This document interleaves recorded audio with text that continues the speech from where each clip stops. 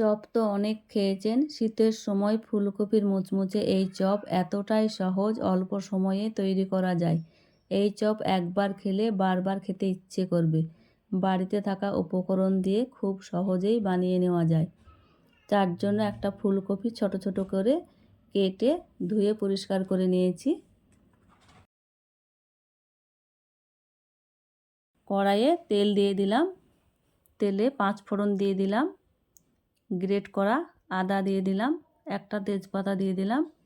কিছুক্ষণ নেড়ে নিচ্ছি। কেটে রাখা ফুলকপি দিয়ে ভেজে নেব ভালোভাবে। ওপর দিয়ে হলুদ গুঁড়ো দিয়ে দিলাম, লবণ, লঙ্কার গুঁড়ো, জিরের গুঁড়ো, সব কিছু দিয়ে ভালোভাবে ফুলকপিটা ভেজে নেব। ফুলকপিতে জল ব্যবহার করব না, ঢেকে ঢেকে সেদ্ধ করে নেব। এইভাবে ঢেকে রাখবো, তুলে কিছুক্ষণ নেড়ে আবার ঢেকে রাখবো। আমার এইভাবে ঢেকে রেখে ফুলকপি সেদ্ধ হয়ে গেছে। আবারও কিছুক্ষণ নেড়ে নিচ্ছি। আলু সেদ্ধ করে রেখেছিলাম, ওপর দিয়ে হাতে চেপে দিয়ে দিচ্ছি। আলুর সঙ্গে ভালোভাবে মিক্স করে নেব।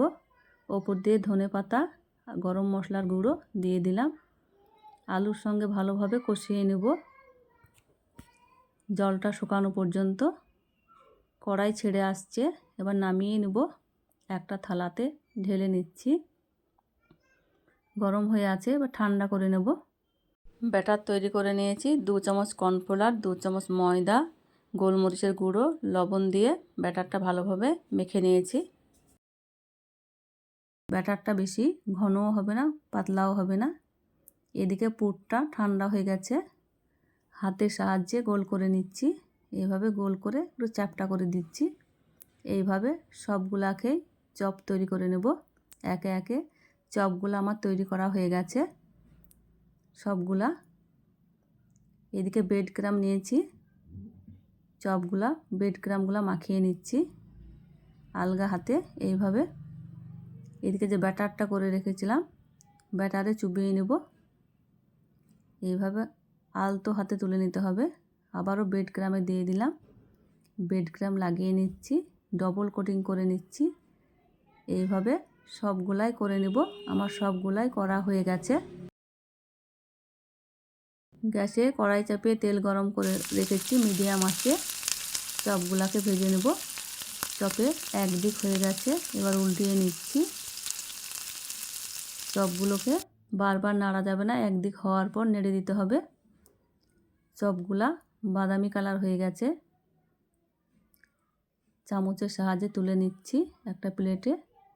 সবগুলাই তুলে নিচ্ছি। বাকি চপগুলা একই রকমভাবে ভেজে নেব। মিডিয়াম আঁচে ভেজে নিতে হবে। ভিডিওটি ভালো লেগে থাকলে লাইক, শেয়ার, কমেন্ট, সাবস্ক্রাইব করে পাশে থাকবেন। চপগুলো আমার আবারও ভাজা হয়ে গেছে, আবার তুলে নিচ্ছি। সব চপগুলাই ভাজা হয়ে গেছে। দেখুন কত সুন্দর হয়েছে, দেখতে যত সুন্দর হয়েছে, দেখুন কতটা মুচমুচে হয়েছে। শব্দ শুনেই বুঝতে পারছেন কতটা মুচমুচে হয়েছে।